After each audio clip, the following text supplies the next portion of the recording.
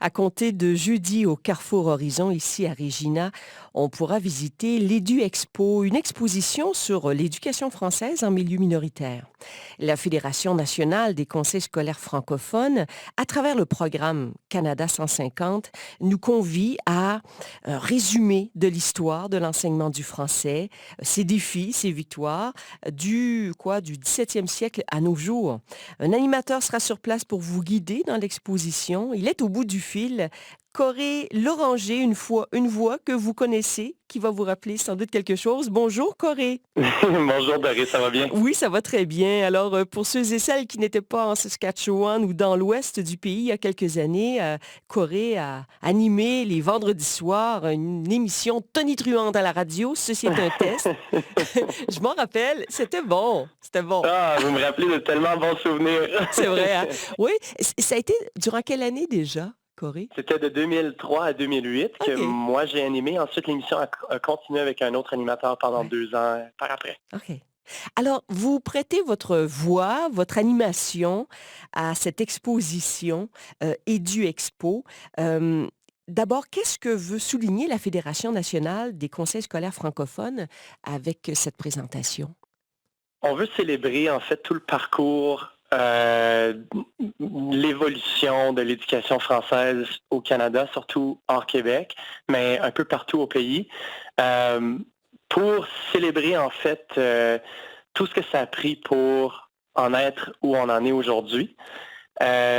Aujourd'hui, on regarde nos écoles dans plusieurs lieux minoritaires. Mettons, si on regarde les écoles de Winnipeg ou d'Edmonton ou de Regina qui sont en train d'un peu déborder d'étudiants. On n'a pas assez de place pour tout le monde. On a des portatives un peu partout à l'extérieur des écoles francophones. Il y en a des nouvelles qui ouvrent les portes tout le temps. C'est en fait une belle époque pour les écoles francophones. Mais il ne faut pas oublier qu'on en est venu de très, très loin pour se rendre à ce point-là, puis il y a encore beaucoup de chemin à faire. Mais c'est pour célébrer un peu où on en est aujourd'hui, sans oublier tout ce que ça a pris pour se rendre là. Ouais.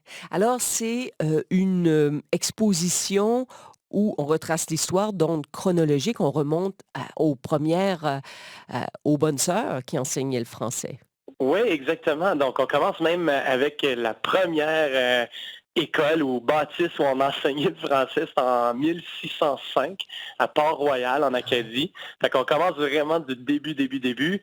C'est sûr que la plupart des écoles de langue française ou de l'éducation de langue française, c'est fait par des sœurs ou des missionnaires pour un peu installer religion catholique.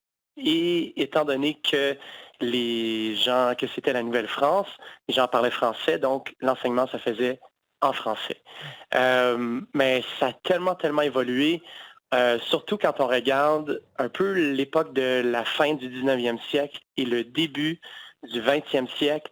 On voit à quel point l'assimilation était très, très forte. Et surtout, moi, je suis franco-albertain, donc je Oui. comprends complètement la réalité des Francescois et que notre histoire se ressemble beaucoup, en fait.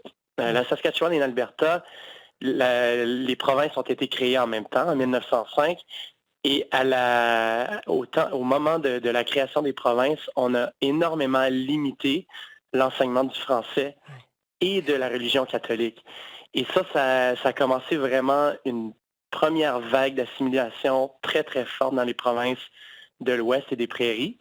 Et c'est pas revenu avant, là on parle de 1905, et Oui. c'est pas avant l'année 1971 qu'en Saskatchewan on reconnaît le français comme langue d'enseignement. En 76, en Alberta, on permet l'enseignement du français jusqu'à 80% de la journée. Donc, c'est quand même pas Ouais. si loin que ça dans notre, dans Oui. notre histoire de penser qu'il y a 40 ans même qu'on n'avait même pas le droit d'enseigner le français Ouais. à journée longue dans les écoles. Alors, il y a une place, j'imagine, importante, dans l'exposition pour, signifier les luttes pour l'obtention de la gestion scolaire francophone, les personnages aussi importants, les causes, ça apparaît ça dans l'exposition? Absolument. Oui. Donc, l'exposition, en fait, a deux volets. Donc, on a le volet virtuel, donc un site web qui a été créé, qui est vraiment très bien construit, qui nous fait repasser un peu toute l'histoire. Il est quand même assez interactif. et en fait, c'est très, très bon, surtout pour les classes, mais quand même accessible pour tout le monde. Et l'exposition physique, ça c'est l'autre volet, qui voyage dans 12 villes à travers le pays. On a quand même presque toutes fait les villes Oui, jusqu'à hein? présent. Il en reste quelques-unes. Et c'est ce que je vais vous présenter en fait à Regina plus tard cette semaine. C'est l'exposition physique où on voit un peu les grandes lignes de l'évolution de l'éducation en langue française, des anecdotes intéressantes. On parle vraiment de tout ce qui s'est passé entre 1605 de Port-Royal jusqu'à l'année passée, la décision de la Cour suprême en Colombie-Britannique Oui. qui a décidé, qui a tranché que oui, en fait, les écoles francophones n'avaient pas les mêmes ressources que les écoles anglophones. Donc, on voit à quel point la lutte est encore présente aujourd'hui, Oui. mais à quel point ça a énormément évolué au cours des 400 dernières années, mais surtout au cours des 100 dernières années. À qui s'adresse cette exposition? Parce que dans les grandes lignes, on connaît quand même un peu l'histoire de cette Mhm, bataille, de cette évolution. Mais mhm. qui serait susceptible d'apprécier davantage cette exposition? C'est sûr qu'on vise beaucoup les élèves Oui. d'écoles francophones ou d'immersion.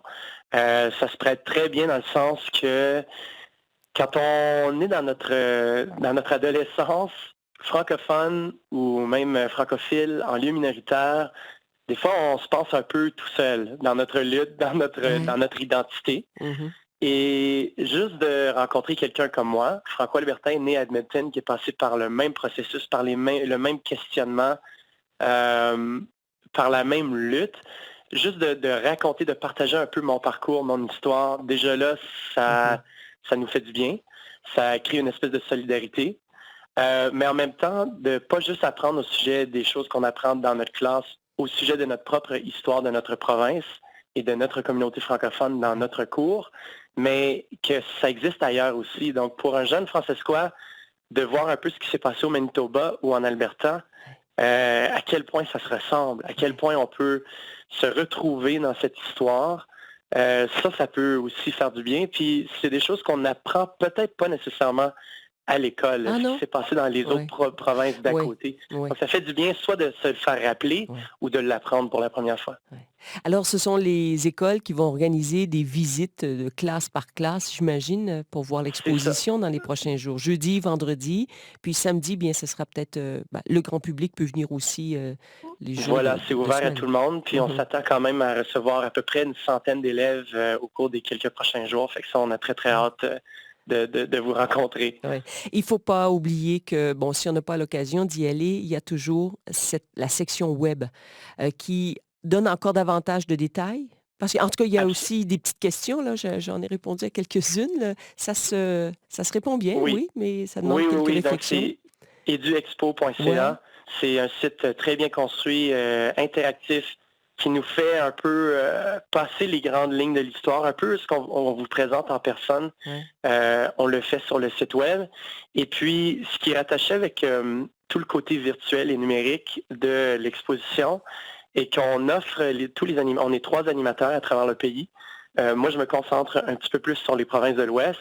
Euh, mais tout le monde est disponible. Les 3 animateurs sont disponibles à faire des présentations virtuelles par Skype ou Google Hangout. Ouais. Donc, si vous êtes enseignant d'un groupe ou d'une salle de classe que vous aimeriez avoir cette présentation de façon virtuelle, Mhm.